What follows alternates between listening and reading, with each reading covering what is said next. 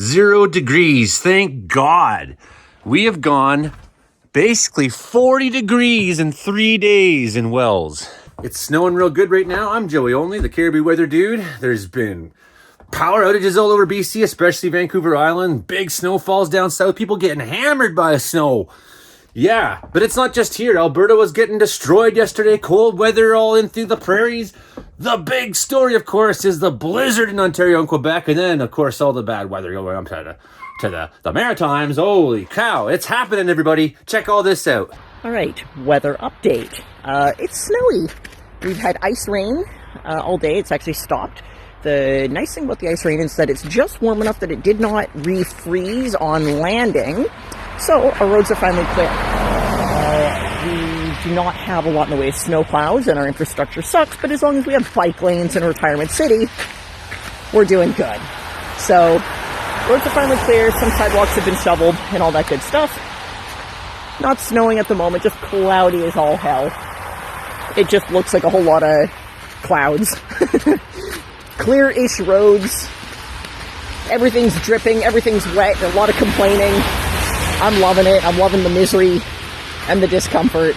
It's kind of fun. So I'm just out stomping around the snow right now.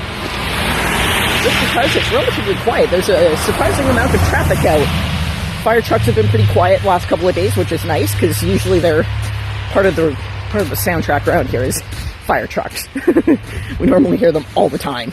So that's kind of nice.